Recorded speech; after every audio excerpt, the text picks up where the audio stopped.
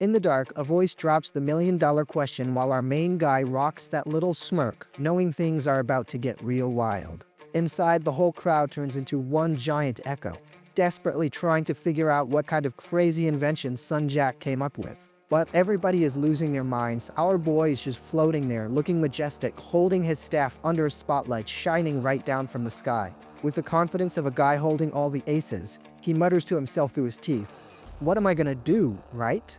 Then he turns around and lays it out straight. He's going to wipe that whole crew off the map. Staring down that giant structure way up high, he drops a warning. If the bad guys still think they are just a handful of nobodies, they better not hold their breath because there is absolutely nothing to be afraid of. Out of nowhere, two red headlights flick on in the pitch black, glowing super bright. And that is when the squad rolls up, an entire army of clones of our main guy, all fired up and ready for whatever comes their way.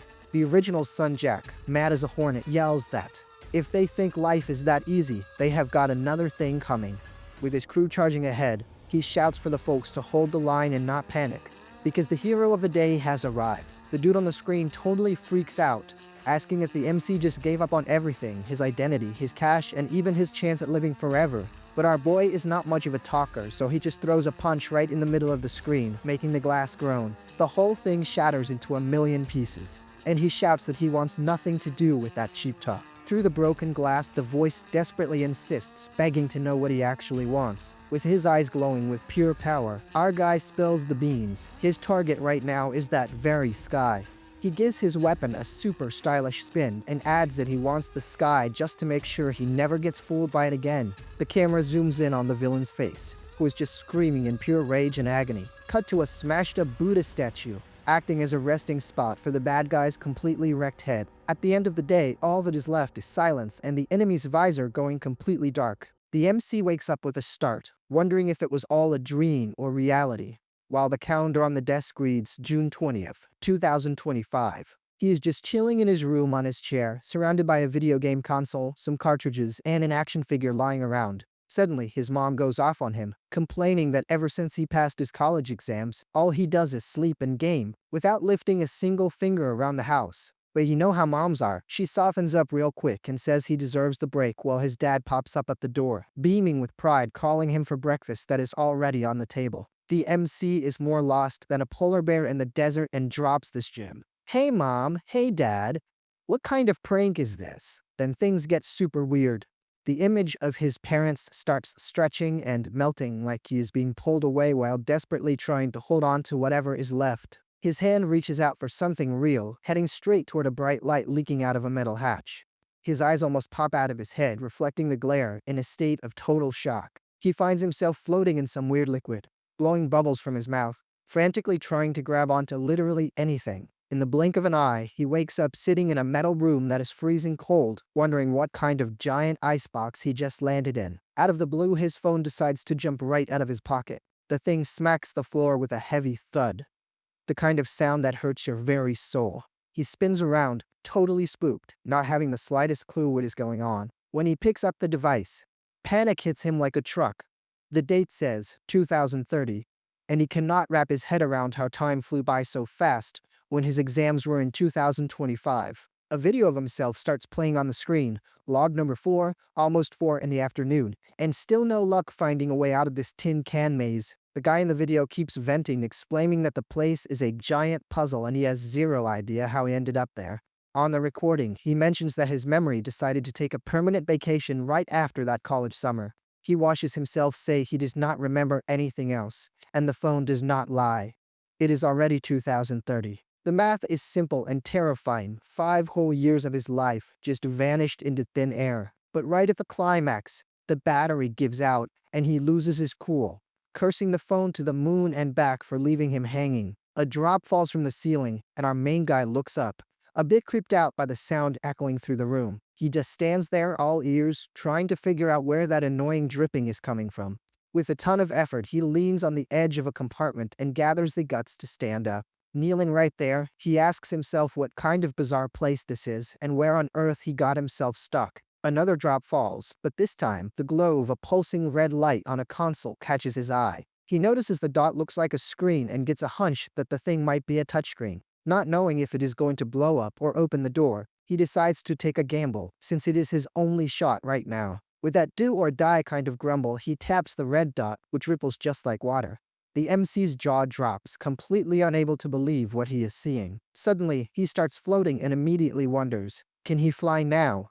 Is it magic? Or did he just become a full-blown superhero? In the middle of all that confusion, a crack of light tears through the wall right in his face. Before his brain can even process what is happening, our boy gets sucked right out while the whole place crumbles like a cookie. It is a massive shock when he realizes he has been in outer space this whole time, surrounded by satellites everywhere, and he immediately starts wondering how technology took such a giant leap in just 5 years. But then reality hits him.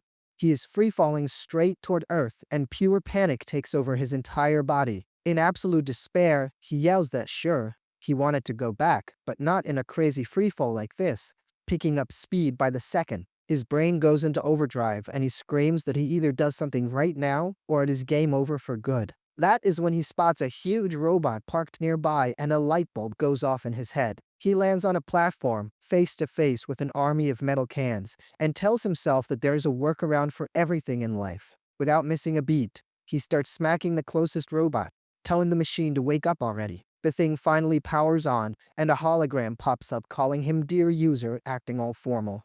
The screen starts pushing an ad for the Top-Eye machine, bragging that it is the best helper in the world, even cooks food, and everyone absolutely loves it. And the ad does not stop. It says the bot helps the kids with homework, gives parents a break, and even hops on the subway to go to work for you. That way, you can sleep in while the machine handles the hard stuff and listens to your boss yelling, which is basically paradise for anyone who loves slacking off. The commercial wraps up calling the product a total lifesaver, flashes a phone number on the screen, and even has a host totally hyping up the invention. Our guy has had it up to here, completely furious, asking what kind of joke this is and if real life is unskippable ads now too. Right after, the robot welcomes him to Top-Eye Technology and politely asks him to pick a name and customize the product. Seeing the ground getting closer and closer, the MC loses his mind and yells, asking if this machine is messing with him. He tries tinkering with the tin can, but complains that the system is more complicated than a Rubik's Cube. Sweating bullets, he tries to skip the setup, screaming,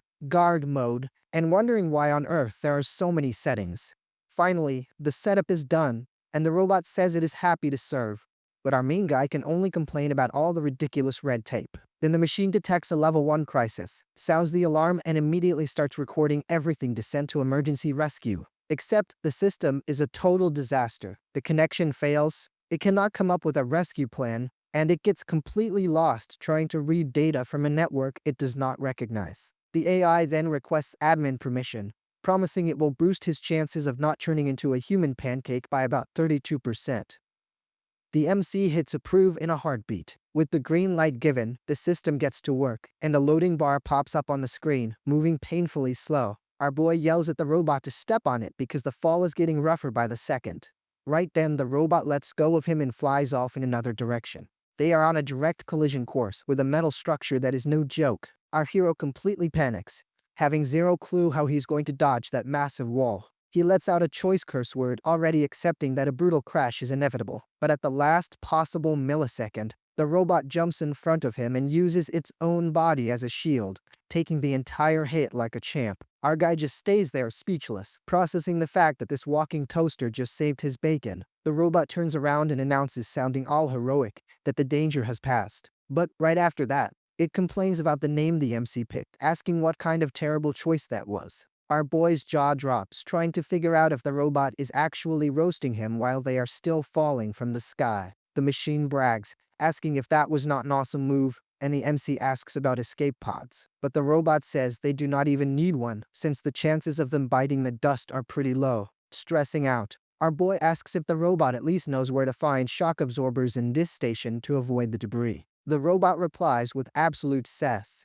saying there is no way to know, since its parts never clocked in for a shift around those parts. Annoyed, the MC calls the bucket of bolts out, reminding it that it just connected to the network and asks if there was not a map in there, or if it only downloaded how to talk trash. The machine defends itself, saying it is not its fault, that the network belonged to another ship and some random debris just left the Wi-Fi wide open by accident. Our hero narrows his eyes and slyly asks if the robot can breach the station's computers and hack the whole system. After a brief silence, the MC calls out to it, hoping for some sign of life. The robot puffs out its chest and asks who he thinks he is underestimating, bragging that hacking is its middle name, and tells the kid to just watch and learn. The machine zooms like lightning straight to the panel, punches its hand right in and starts pulling the data by sheer force. Our boy just sits back in the VIP seat, watching his new partner get the job done. Suddenly, a loud noise makes his heart skip a beat. He looks to the side and sees the room's glass cracking from the heat of the descent and yells for the robot to hurry up because the whole thing is going to blow. The MC runs over to a container and starts punching it, screaming for the machine to just drop the data already. The glass finally gives out under the pressure and shatters into a million pieces. The vacuum of space completely ribs through the room, tossing the MC backward while he fights like crazy to hold on to anything he can. He starts blacking out, feeling the air disappear and his consciousness slipping away. With his body turning into a human popsicle, he feels his hands stop obeying him as all his strength fades. His fingers, already turning purple from the freezing cold, start slipping against his will. That is when the machine swoops in, grabs the MC, and announces it found the map. The destination now is Sector E4. Even running on empty and totally out of breath, our boy still manages to crack that classic, "I never give up" smile. The robot holds onto him tight and tells him the ride is about to start, taking the chance to throw some shade about how fragile these meatbag bodies really are. A hologram pops up right in front of them, showing the route to E4, an emergency chamber 30 meters away,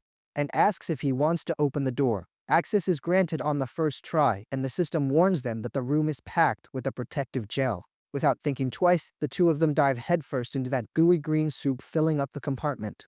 The MC slowly sinks into the gel, his consciousness already throwing in the towel. Outside, the total chaos continues. The space station is tearing through the sky straight toward the ground. But he spots a bright light and focuses his mind on the only thing that matters right now.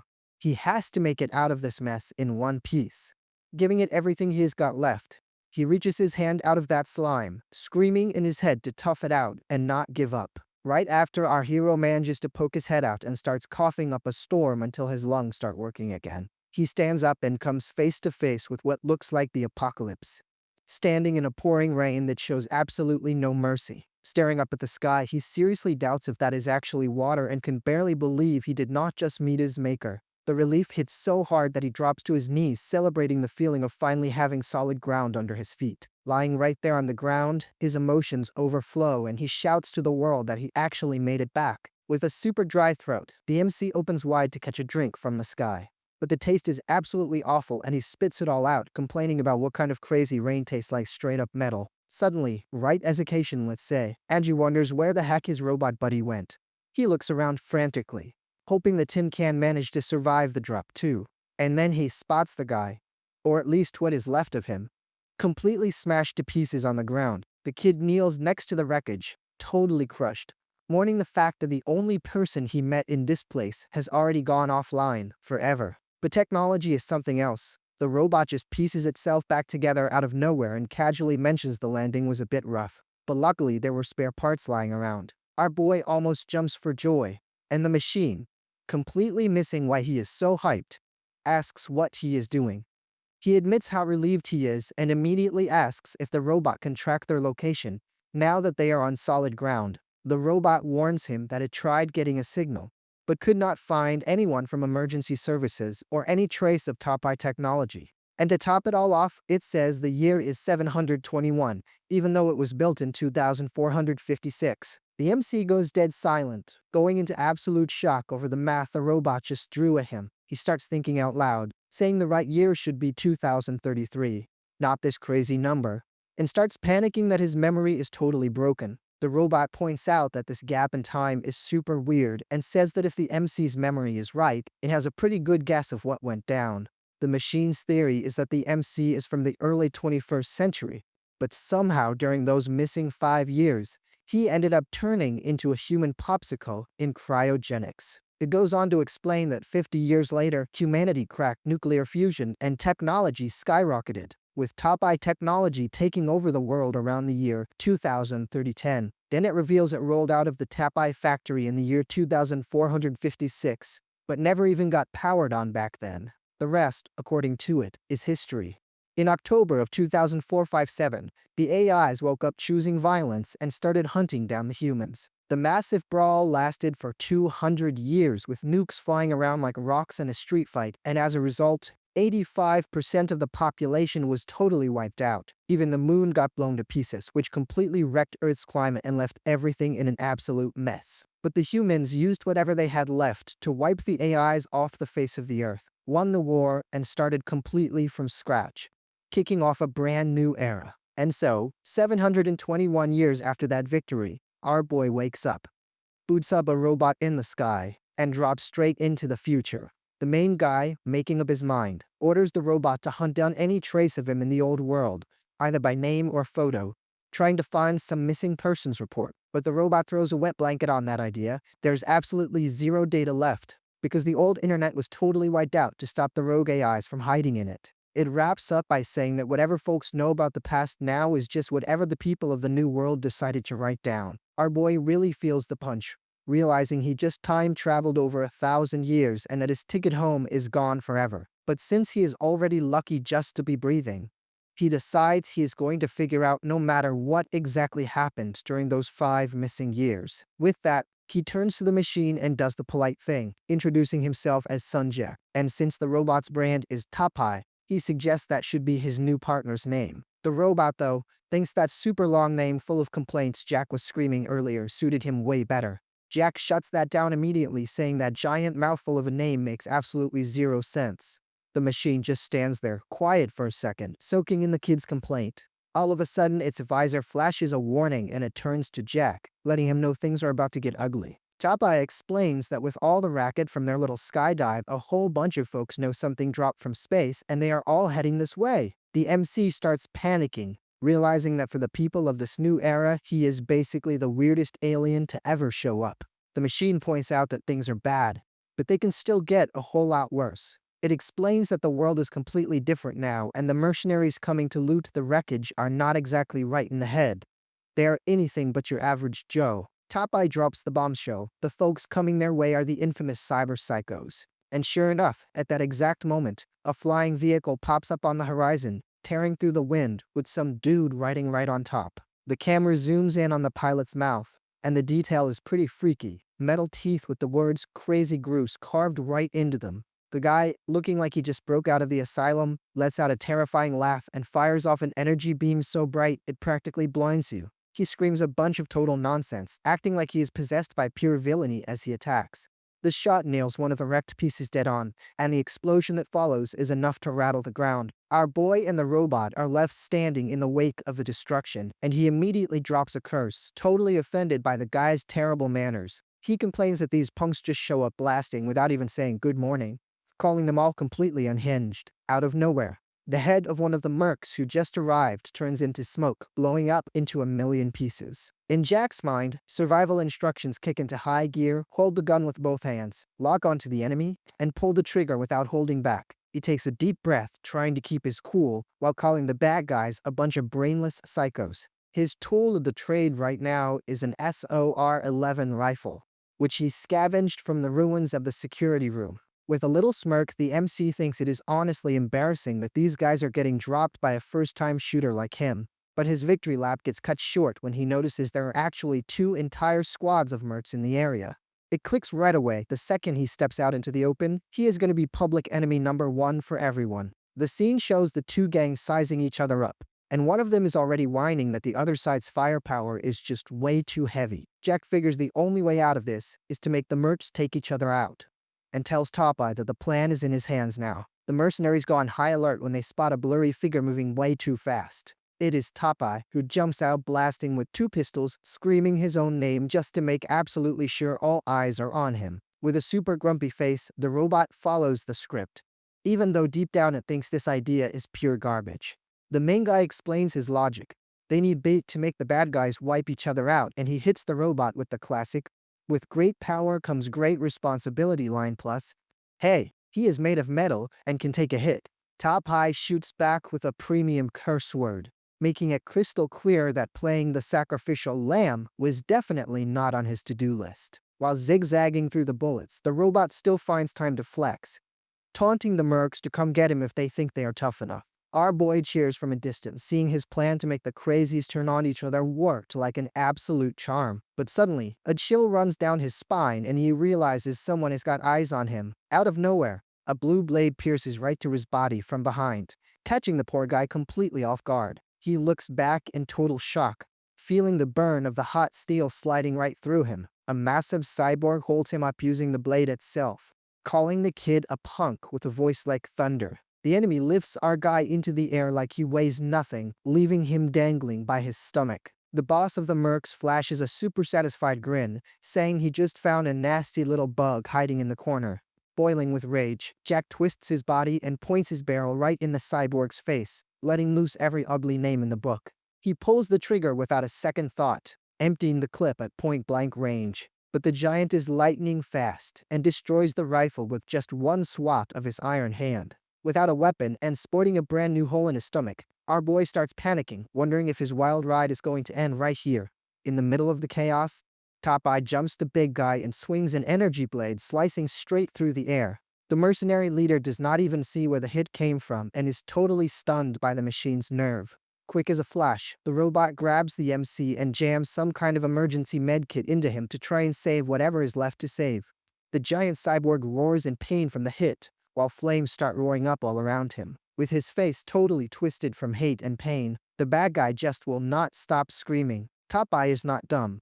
He takes advantage of the distraction and bolts, hauling the MC off to a safe spot. Tossed on the ground, the medical visor warns that Jack is going into shock from low fluids, and he is pretty much getting ready to say goodbye to the world. But Tapai tells him the league is patched up and he is not checking out just yet, though the main priority is getting some fresh fluids to replace what he lost. In seconds, the scanner spots the body of a merc nearby and confirms it. The guy's blood type is a perfect match for the MC. The machine hovers over the body and announces that the hookup is starting right now. Top Eye updates him that the stitches are done.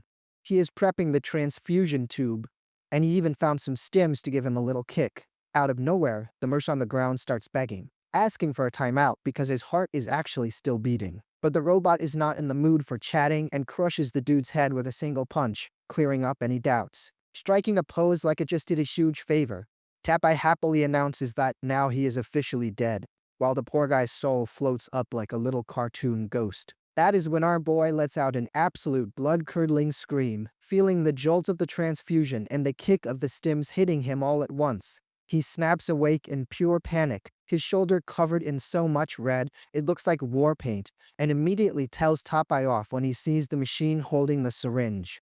The robot could not care less and tells him to pick up the pace, warning that with no meds and this acid rain eating at his wound, if they do not find a doc soon, the MC is going to be history real fast. But the kid stops in his tracks and asks for a second, totally glued to one of the stiffs laid out on the dirt. He fixates on a shiny gold prosthetic arm from a merc who has already kicked the bucket, and asks if there is any way to attach that beauty onto him. Top Eye starts lecturing him, says nobody stays sane using secondhand parts. Your brain goes to mush, your empathy vanishes, and cyberpsychosis kicks down your door without knocking. Jack cuts the small talk and says staying alive is priority number one, and since he is the boss here, the robot backs down and takes the job. In a flash, the tin can announces that the sketchy DIY job was a total success and the new arm is fully attached. The MC takes his new hardware for a spin, which comes with a built-in blade just waiting for its first unlucky customer. Top Eye suddenly turns into a used car salesman, hyping up the arm's endless battery life and the blade's auto-aim, swearing it is plug-and-play ready for some serious damage. Meanwhile, the skull-faced merc, laying in the mud, is literally doing a livestream to a hologram, selling out completely and begging people to use promo code SONGGBUs for a discount, all between coughing fits.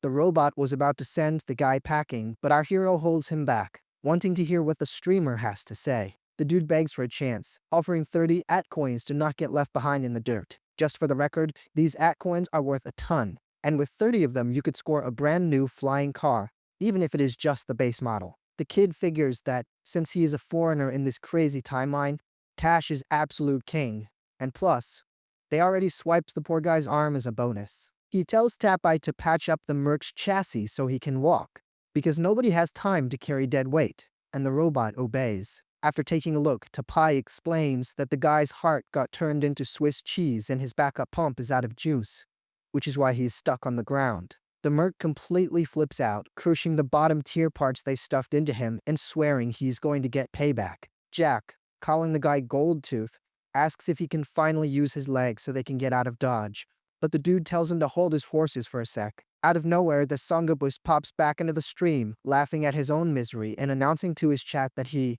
only died a little bit, but the show must go on. Our boy is just flabbergasted, completely failing to understand this crazy obsession with the internet right in the middle of the apocalypse. He steps up to the streamer and asks if he knows a bald guy with a cross tattoo on his neck who loves playing peekaboo. Sonjipus checks his chat and the viewers spill the tea right away. The perp's name is Chloe, a gang underboss who uses high-end camo to pull cheap shots. Then the streamer completely loses his mind with joy, thanking a user named Chloe for sending a rocket gift on the stream. The MC, being totally clueless, does not get why the enemy would be sending them cute little gifts, except the rocket was very real and zooming right at them. Jack completely snaps at the streamer, screaming that the psycho just gifted them an actual missile. The blast is a direct hit, and the impact kicks up a massive curtain of fire and debris everywhere. Choking on the dust, our boy lets out a curse, absolutely furious at the sheer lack of common sense. That is when the bald cyborg pops out of nowhere, sarcastically asking if the main guy was seriously talking about revenge on some loser's livestream. The bald dude, rocking a skull tattoo on his neck, looks our guy up and down and asks who the hell he thinks he is talking to. Jack loses his temper and starts spraying bullets everywhere, yelling at these people to take a fight seriously for once in their lives. He keeps going off on them, totally outraged that while there is a literal war zone going on, these guys are worried about live streams and sending actual rockets at his head. This Chloe guy tells him to shut up, saying he watches whatever he wants, even trash, while he wipes the floor with him. The second he finishes talking, the enemy hits a button and vanishes into thin air, leaving nothing but a heat trail behind. Our boy grumbles in anger, absolutely hating this disappearing act, and stays on high alert trying to guess where the next strike is coming from. Suddenly, his eyes lock onto a weird ripple in a puddle right on the ground. He pulls off a master-level dodge right as a blue energy beam grazes past him. Acting on pure reflex, our hero uses his brand new arm to block Chloe's blade as the guy reappears right in his face.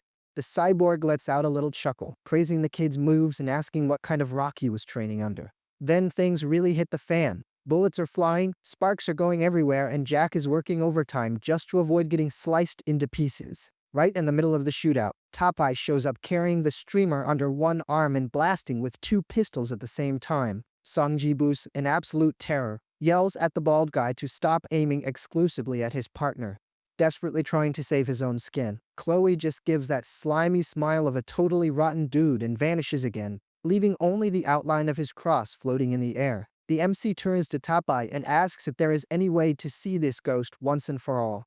The machine replies that it actually has thermal vision, but the system is super stubborn and only unlocks it when the owner's life is hanging by a thread. Jack goes ballistic and asks why he did not mention that earlier, and the robot, calm as a cucumber, says it is because he did not ask. Relying entirely on Tapai's shouted coordinates, our boy pivots his body and unloads his gun right at his 8 o'clock. The shots catch Chloe dead on, leaving the bald guy completely baffled at how the Ricky found him while he was cloaked. But the party has got more guests. Another spiky cyborg pops out of the shadows, ready to sink his claws right into the bald guy's back. Chloe smells trouble and turns his head, utterly shocked by this uninvited guest crashing the scene. The spiky cyborg throws himself into the attack, and in the middle of the brawl, the streamer gets tossed aside, whining that life just is not fair to him.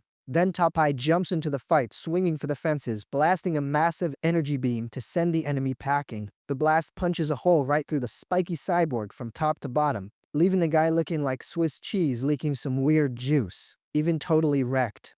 The creep still smiles with glowing eyes, asking if they seriously thought that was his final trick. The spiky guy drops a curse and slams an EMP device into the dirt, making sure everyone gets a taste of his revenge. The electromagnetic wave bursts out in a flash, sending a shock of blue energy that fries everybody's circuits. The cyborg cracks up laughing, bragging that that is some real military-grade hardware and now they are all nothing but scrap metal. He keeps holding that creepy smile, his body totally trashed, but absolutely relishing the taste of victory. But in the blink of an eye, a blade pierces right through his chest, catching the dude completely with his pants down. The guy stares at the new hole in his chest in disbelief. Trying to wrap his head around how his master plan failed, he screams that it is impossible. That nobody should be moving after a shock like that, since anyone's electronic brain should be totally deep-fried. But our boy, with a look that says he is not messing around, rips the steel right out of the enemy's chest and lets out a fierce war cry. Completely battered and covered in sweat, he reveals his secret. He does not have a single system installed to get fried in the first place. Then he just starts hacking away at the cyborg non-stop, while some weird voices in his head keep urging him to hit harder and faster. The beatdown is so brutal that he actually feels this twisted sense of pleasure, even letting out a groan as he finishes dismantling whatever is left of the bad guy. The MC stops, stares at his own hand and mutters, wondering if the late guy was seriously watching dirty stuff while the fight was going down. He lets out a quick little chuckle, staring at his robot hand absolutely drenched in mess. A chilling thought hits him. Why does taking people out feel so normal? Like he has already sent thousands to meet their maker. A bunch of screens start flashing in his vision, and he complains that these painkillers would not even fix a toothache. From a distance, Top High gives it to him straight. It is not the meds that are weak, it is his body that is throwing in the towel from all the damage. The streamer's Song Ji-bus pops back into the live, letting his chat know he took a forced nap during the brawl. But he is back in business. He celebrates dodging the Grim Reaper by a hair, even with a busted heart, claiming he is practically brand new. Songji Puss rides the hype to do a quick ad read, swearing his company's prosthetics are so good that even a Satan gang boss is not a problem. Jack, completely pushed to his limits, tells him to zip it and kill the stream, and the streamer obeys on the spot while Tapai grabs him by the neck. Suddenly, a massive noise makes the main guy snap his head around, feeling like this next problem is going to be a massive one. A bright light shines down from the sky, lighting up the whole mess with a sound that is almost deafening. Our boy looks up, totally lost, wondering what kind of crazy contraption this is now. A ship the size of a small country lowers from the clouds, and a robotic voice announces, "This is corporate turf, and Gaofeng Technology owns every single screw that falls from space." Then a drone pulls up and drops the ultimatum: everyone stop looting and clear out in exactly 1 minute, or the company will gladly use the law to bring the hammer down. The countdown starts, and the mob of mercenaries completely panics. Some complaining that the owner got here early while others just bolt with whatever they managed to snatch. Our guy just stands there, totally clueless about the situation. While the clock keeps ticking away like water down a drain, Sung Ji Puss grabs him by the arm and yells, "Come on man, stop daydreaming and hustle over here." You just see scavenger ships peeling out of there at top speed while the clock keeps ticking down. With 33 seconds left, the shot zooms in on Boots stomping hard in total desperation. Our main guy is seen huffing and puffing, sweating buckets, and looking like he is about to pass out on the spot. With exactly 3 seconds to spare, the camera zooms in on his shoulder, all torn up and leaking bad. The clock hits 2 seconds, and his eye becomes a pure reflection of desperation and adrenaline. When it hits 1, the voice announces that playtime is officially over. The drone declares that, according to some article of the law, they are now trespassers and the company is going to open fire with zero mercy. The second it finishes speaking, the drone's eye glows that nasty red color that means bad news. Our boy grits his teeth, his face a mix of pure anger and the absolute will to survive. He lets out a scream and starts unloading his ammo into the swarm of drones flying their way. In his head, he starts panicking, trying to figure out how to escape an army of robots and wondering if his journey ends in this dump. One of the drones locks its aim, and its energy cannon lights up, ready to punch our hero's ticket. On Tapai's visor, the message is crystal clear. The chance of making it out alive is absolute zero. But then a shadow pops out of nowhere, and our battered MC looks back, with a face like he just saw a ghost. The mysterious figure reveals himself as none other than Jack, who points his gun at the drone swarm and yells that he is actually loaded with cash. Striking a super stylish pose, the trio groups up with the word wings written beneath them, looking straight out of a movie. Jack hits them with a little smirk and announces he will hold down the fort for a bit, grumbling that heroes only show up at the very last second. He just taps his credit card against one of the drones. The thing makes a beep like a paid bill, and the transaction goes through successfully. The drone changes its tune right away, treating them both like VIP clients and politely asking them to move along, while Jack hypes it up, saying the card only bought them 3 little minutes of peace. Our main guy goes into shock, barely believing that the solution to all of life's problems was just swiping a debit card and calling it a day. He looks at the bodies of the gang laid out on the ground and asks, with total innocence, Why those folks did not just pay the toll, too. Jack gives it to him straight. It is because they were completely broke, and tells the kid to pick up the pace because the clock stops for no one. Staring at one of the fallen guys, the MC gets furious and asks if now anyone without a single dime in their pocket deserves to just bite the dust for free. With a foot resting on a stiff, a voice answers ice cold, "If you do not have money, my friend, the gutter is exactly where you belong." The kid clenches his fist hard, spitting out a curse word in pure hatred against this absolute dog-eat-dog logic. That is when a giant piece of junk crashes down from the sky, kicking up a massive cloud of iron and concrete right in their path. From a safe distance where no one can bother them, the trio stops to look at the city, and Jack points out that, for better or worse, the important thing is they made it out of that nightmare alive. Jack immediately fires up his live stream again, telling the chat that things got crazy, telling his followers to look at the company's shady moves, and already dropping his wallet link for anyone who wants to toss him some spare change. The main guy, not getting the hustle at all, asks why he did not call for rescue earlier when the fight was going down, leaving Jack looking completely clueless. Jack explains that medical centers only care about profit. They are not some charity willing to take a loss in a war zone, all while a rescue ship is already flashing its lights on approach. The medical team steps out fully bundled up in hazmat suits, and the crew boss announces right away that the area is clear and the operation is a go. The system gives the green light, confirming the user is a paying customer and is secure. Booking of the wires to his vitals and projecting the guy's whole life status onto a screen. Laying on the stretcher, our boy gets pampered by a robot while a voice warns him it is about to pump him full of stims and some chemical cocktails to fix him right up. He wakes up with a jump, totally mind-blown at how fast the holes in his body patched up, thinking that the technology of this era is straight out of a sci-fi movie. Sitting in the exam chair, he sees Jack Strollin acting all high and mighty, wanting to know if that service was not absolutely top tier. With a vape in his mouth, the merc brags that he hooks them up with the premium package, getting them all the bells and whistles. Once inside the ship, our main boy peeks out the window at the endless landscape outside and asks where they are heading next. Jack takes a drag and answers like it is the most obvious thing in the world.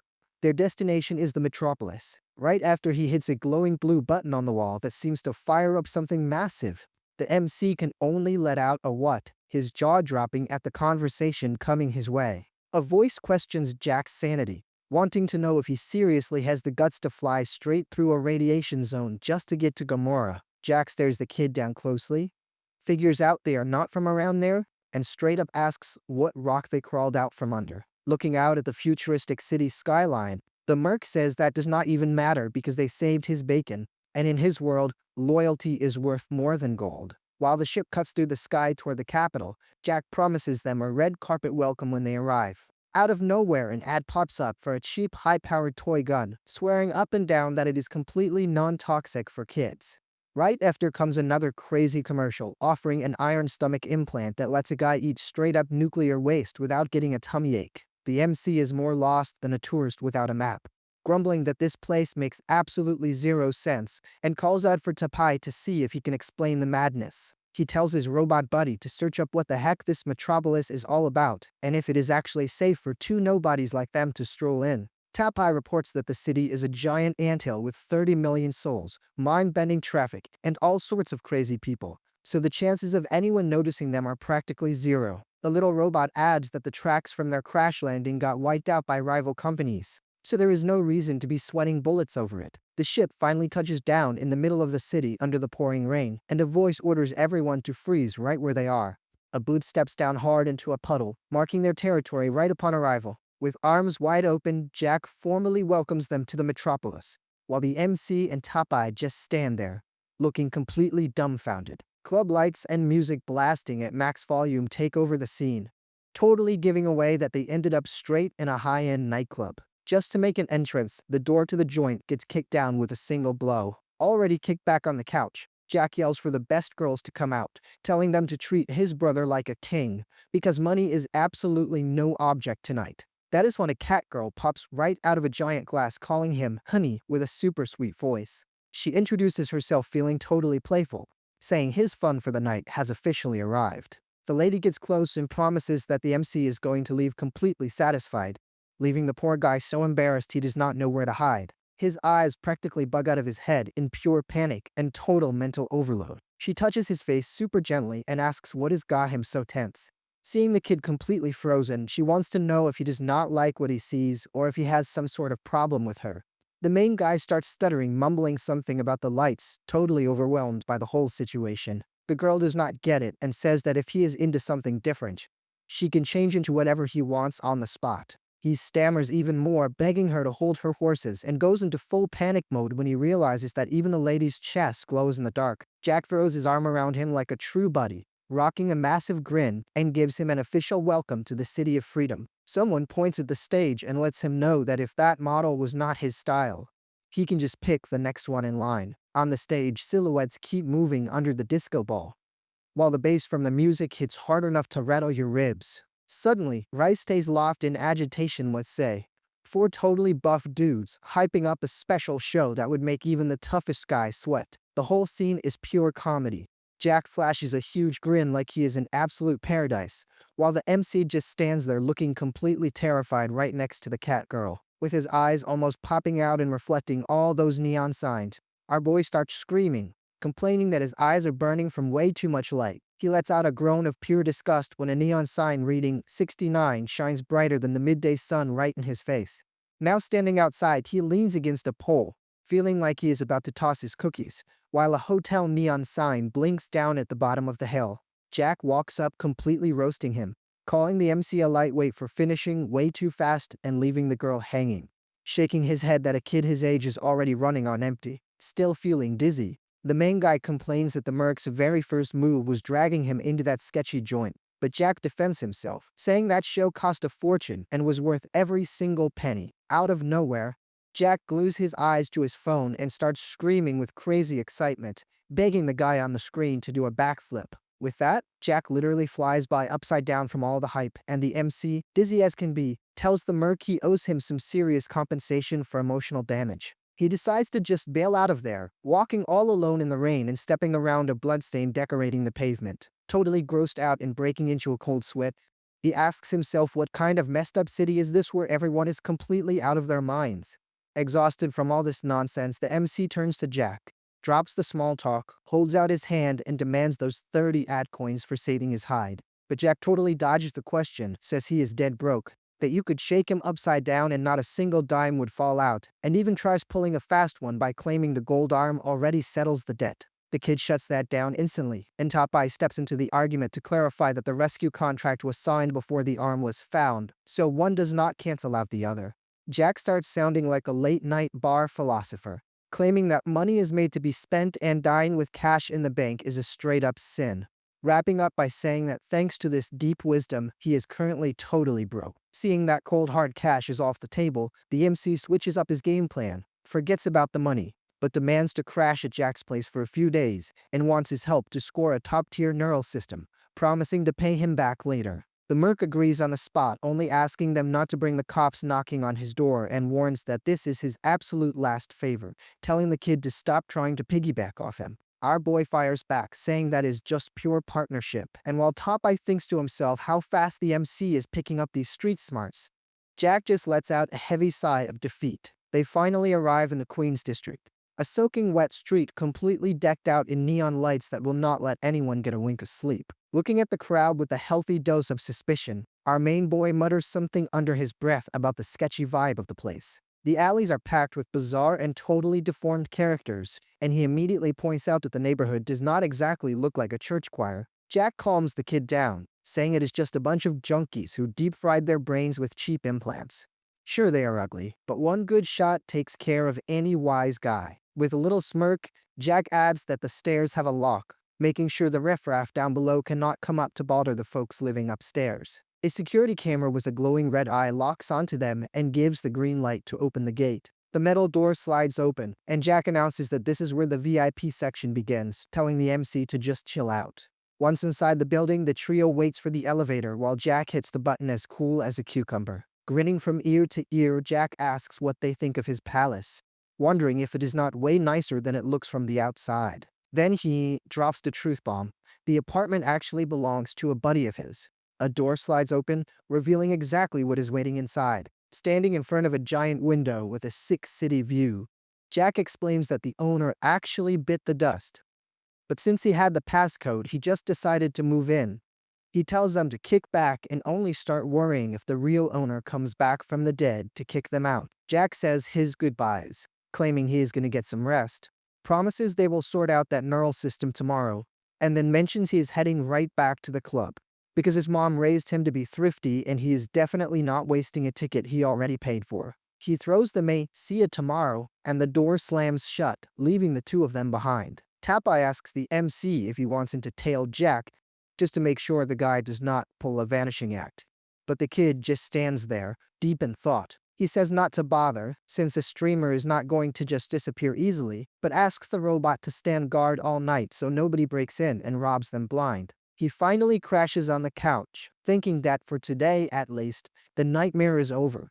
He reflects that if it was not for Tapai, he would be pushing up daisies by now. But things are still looking pretty grim. The city is basically an open-air asylum, and he is now a handicap rocking an iron arm. Staring out at the view, he lets out a deep sigh, crossing his fingers that this is all just a really bad dream. But he quickly shakes it off and decides he needs to adapt to this absolute madness right now, or next time he will not make it out alive. He calls out for Tapai, who answers in a split second. The kid tells the robot to pull up the city's whole rap sheet, who is the boss, who takes orders, and what is the deal with the gangs and the security forces. The robot says he is already on it, and the visor flashes "Raid," with a little Pac-Man gobbling up the data. Right after that, he projects a hologram giving the quick rundown of the whole situation. The screen explains that the mega corporations run the whole show, since the government is basically a myth now. The city council calls the shots, and the BCPD is the private police force that keeps everyone in line. Then some gossip pops up. An ad saying that being an archaeologist is a one-way ticket to starving, and another ad about that famous neural system. The MC just thinks to himself that these commercials absolutely never stop. The ad claims the neural system connects everything together, tracks your ammo on a heads-up display, gives you hacker protection, and even lets you install a chip so you do not feel pain or can totally change the way your food tastes. Our main boy figures out the thing is basically a smartphone stuffed right into your brain. The more powerful it is, the more control you have over your body, but he already suspects the ad is totally overselling it.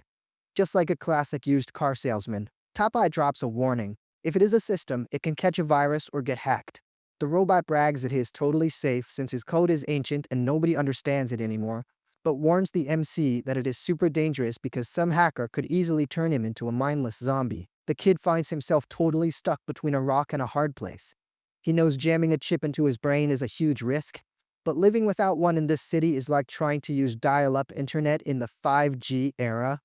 You are not going anywhere. With that dilemma hammering in his head, he asks himself if he should actually jump on this crazy bandwagon or not. He just lays there, totally trapped in this mental debate, repeating the exact same question while his sleep completely ducks him. The doubt just eats away at his brain, leaving him completely frozen, weighing if it is actually worth handing his brain over to a microchip or just staying unplugged. Out of absolutely nowhere, Jack kicks the door open with an obnoxiously loud "good morning," screaming that duty calls. While our boy, still totally wrecked on the couch, wonders if this maniac runs on batteries or if he just physically does not sleep. The merc walks in already cracking jokes, calling him a dinosaur for still needing sleep, and super casually suggests he get a surgery to completely rip that biological need right out of his system.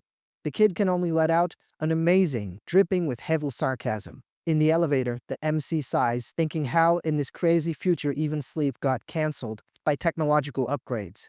He stands there wondering if there's not some kind of middle ground, like a neural system that does not require drilling a hole straight into his skull. When the doors open, they bump right into a long-legged figure rocking an all-pink outfit. It is the cat girl from the club. But this time, she has a look on her face like life is just one massive bore. Tapai immediately drops a gem, "Look Jack, a little floozy." And our boy almost has a stroke from the anger, totally scolding the robot, asking if it has absolutely zero manners and telling it to stop giving people these wild nicknames. But Jack, never missing a chance, recognizes the lady and walks up flashing all his teeth, calling her gorgeous, and asking if she actually lives there or if Destiny is just trying to set them up. Watching this awkward scene play out, the MC actually starts feeling a pang of pity for the girl, thinking it must be a completely miserable life being so young and having to put up with that kind of stuff. He just stands there wondering what is going through her head right now. She does not even give him the time of day. Just turns her back and keeps walking straight to her apartment. But as she walks away, she mutters with all the hatred in the world, complaining that her luck is so completely garbage that she barely clocked out of work and already bumped into 3 total morons to ruin the rest of her day. Outside, the city is still drowning under that absolutely endless downpour. Right then, a sports car tears down the street at top speed, with the bass blasting so loud it makes everything shake. It is Jack behind the wheel screaming rock and roll like an absolute madman. He is hyped up enough to make anyone jealous, hanging his head out the window with a grin that barely fits on his face. In the back seat, it is a total night and day difference. The reflection shows the MC and Tapai looking like they are heading straight to the slaughterhouse from pure boredom. Staring out the window, the kid complains that they've been driving around the outskirts of the metropolis for 2 solid hours and finally asks where on earth they ended up. Jack turns around with that totally crazy look in his eye and asks what the problem is this time. The Mark totally roasts him, claiming the MC got super impatient to go back home the second he found out their little neighbor lived next door. But the kid shuts that joke down fast, telling him to drop the goofy nicknames. He even adds to it, grumbling that he is absolutely positive the girl does not want to see their faces, not even painted in solid gold, the minute her shift is over. Jack completely ignores him and loudly announces, acting all fancy, that they have officially arrived at the famous Statue Street. The main guy looks outside and his jaw drops to the floor. He can only let out an "oh my gosh" at the sight in front of him.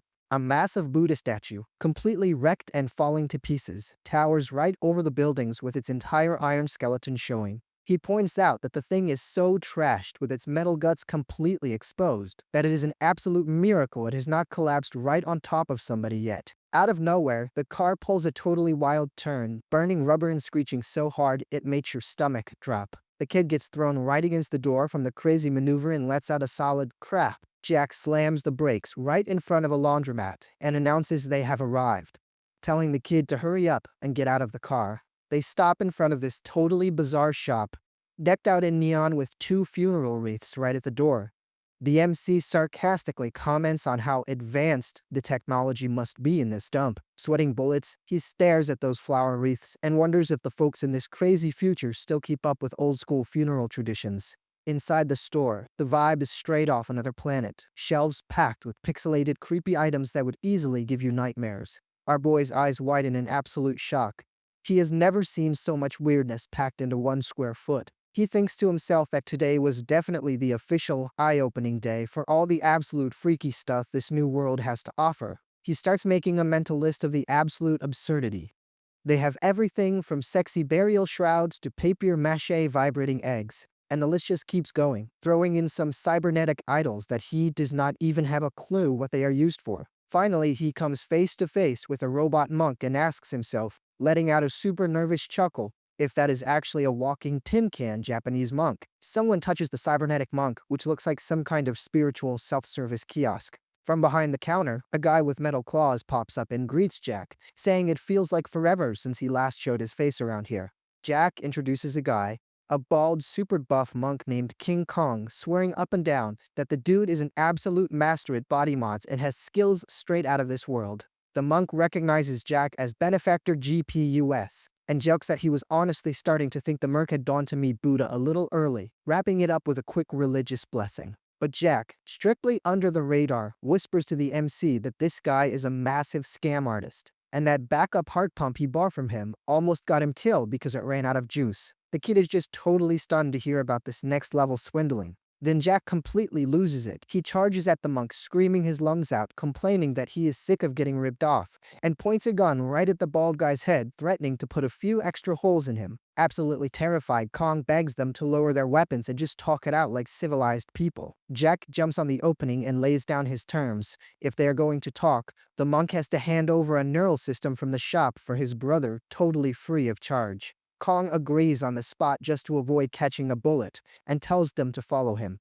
The MC and Tapai just look at each other, totally unable to believe that Jack actually scored a free upgrade just by screaming his head off. Jack announces he's going to stay put and watch the storefront, totally mesmerized by a picture on the wall while the other 2 head inside. The shop bell rings and they step right into another room in the back. The monk pops up at the entrance of this dark, totally mysterious room. He gives them an official welcome and tells them to pick out whatever they want from that massive pile of junk. Our boy looks around, checking out the huge pile of spare parts and mechanical arms, and thinks to himself that, hey, at least down here things look way more professional than the total freak show upstairs. Kong walks up acting all tough, offering an odd 2016 Type 3. The thing translates every language, links to your guns to track your ammo, and even hacks the enemy so you can see if their clip is fully loaded. The monk is feeling super proud, swearing it is totally professional gear. But Jack was not born yesterday and shuts him down instantly, telling him to put that Jurassic junk away. He demands the absolute best, a level 4 surveillance jammer, pain editor, temporary ice, and a dopamine cycler to keep him always feeling fresh. Kong complains that a setup like that costs an arm and a leg, but Jack just tells him to go get it and keep his mouth shut. Then our boy drops the million-dollar question. Is there any way to install this neural system without drilling a hole straight into his skull? Like some kind of external accessory? Jack and Kong look at each other, totally lost. The monk finds it super weird and asks if the chip the kid already has in his head just completely short-circuited. Our main boy, acting like the master of improv, makes up a lie that his chip fried on the inside and is now totally stuck. He even points at Tapai and spins a tall tale, claiming his robot buddy actually turned himself into a tin can just to avoid dealing with that exact problem. He argues that if even a heart can give out, a brain chip definitely can too. He says that if it is on the outside, he keeps total control. If things get ugly, he can just pull the plug and be done with it. Kong, with his red eye glowing in pure curiosity, reaches his hand right out to take a look at the kid's so-called damage. The MC almost jumps backward and cuts off the contact instantly. He quickly invents a story that it took a crazy amount of work to lock the device down, and it would be a complete disaster if the monk accidentally rebooted his system. Jack gets a little suspicious, pointing out that this story sounds pretty different from the one he heard yesterday. But the kid changes the subject faster than bad news spreads. Kong finally gives in and says he is going to dig up an external device he sold way back in the day. Our boy breathes a massive sigh of relief, thinking to himself that he was a hair away from exposing that he is just an analog guy in disguise. The monk comes back holding the piece. Found it. He explains that he already jammed the system chip inside and tells the kid to take it for a test drive. The MC puts the glasses on and instantly feels the impact. The lens projects everything in this massive wide-angle view, making his field of vision so huge it feels like he's got eyes in the back of his head. Jack, being naturally impatient as always, immediately wants to know how it feels and if the gadget is actually any good. Still a bit dizzy from all the information popping up on the screen, the kid asks how the heck he is supposed to actually pilot this contraption. Kong explains that the glasses scan his scalp using electrography, but he drops a warning. Since it sits on the outside of his head, he only gets to feel what is going on. He cannot actually control his body with it. A pain editor and dopamine are totally off the table, but the jammer and the ice feature are good to go. With a little mental focus, our boy closes the subtitles and makes the magic happen. Data starts popping up everywhere. An interface glows right in his vision, scanning Kong and Jack's data on the spot. The monk gives him one final warning. Take good care of that kid. If someone steals those glasses, they are stealing your entire life right along with it. The kid is just in awe, asking himself if this is the so-called evolution of the human body into the digital age. He throws out a little sarcastic jab, and if it was actually inside my brain, no one could steal it, huh? Jack cracks up laughing and says the kid is absolutely right. If it was not for the black market recycling other people's hardware, nobody around there would own a single thing. Kong tries playing the saint, claiming his business is completely legit, and that he only dodges taxes to help out his fellow man. The MC's face goes dark. He suddenly realizes that every single chip in there was ripped right out of someone's skull. He brushes it off, thinking to himself that in this messed up world the savagery just has no limits. Suddenly, a notification pops up right in his face. Would you like to add this user as a friend? Jack walks up acting super friendly, asking him to accept the request so they can have each other's backs on future missions. He hypes the kid up, saying that anyone who can take down Chloe is definitely no rookie.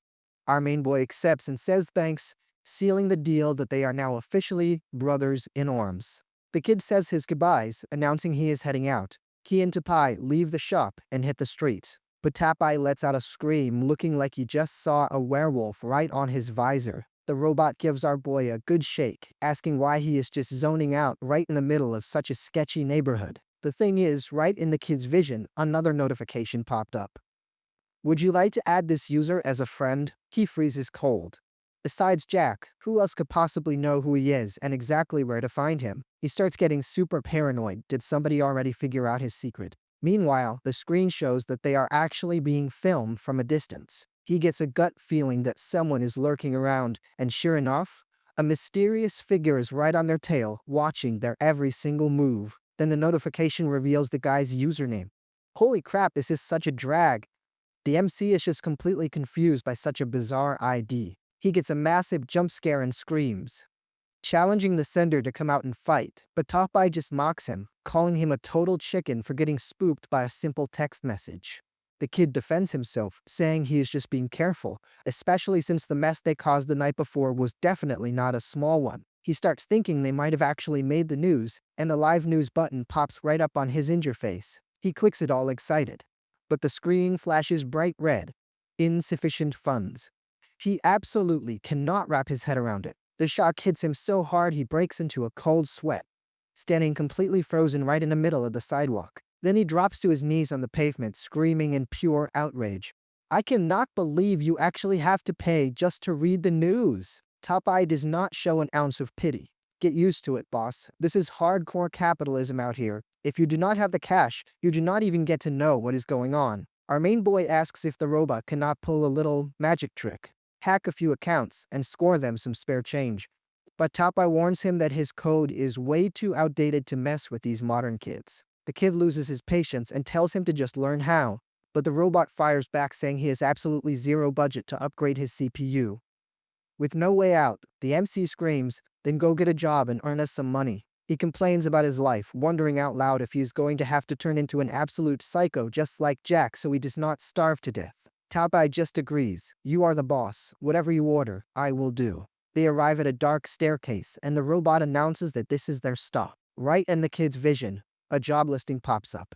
56 hours a week just to earn a measly 0.15 at coins. Our boy gets all hyped up, thinking this is his big break to finally eat a decent meal. But Tapai tells him he will be eating air for now, and says he is just gonna wait outside. The kid steps into the HR office.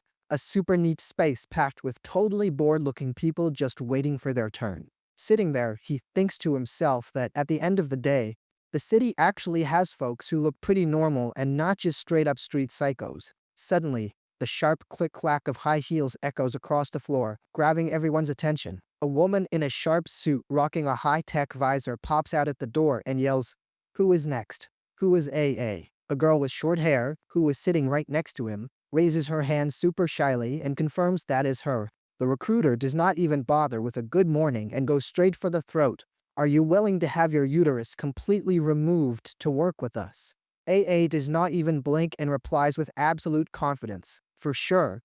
And you can rest easy, because I had mine ripped right out the second I turned 18. There is absolutely zero risk of having those days mess up the company's productivity. Our boy, who was just quietly eavesdropping on the conversation, lets his jaw hit the floor and completely spits out his drink, choking in pure shock. The recruiter breaks into a super satisfied smile, praises the girl's attitude, and moves right along with the interview. Perfect. Our shifts here are only 8 hours long, which is half of what other companies demand. But because of that perk, she continues cold as ice. I need to know if you are okay with staying in a level 6 state of neural overdrive for your entire shift with 0 breaks. The applicant hesitates a bit. The nerves kick in, and she asks with a slightly shaky voice, "But does that mean I am going to have to pump myself full of drugs?" The woman snaps instantly and hits her with a harsh correction. Not drugs. The correct term is work supplements, and they are absolutely not addictive. She wraps it up with that classic HR pressure tactic. If you do not want the package, you can just leave, because the line outside is literally wrapping around the block.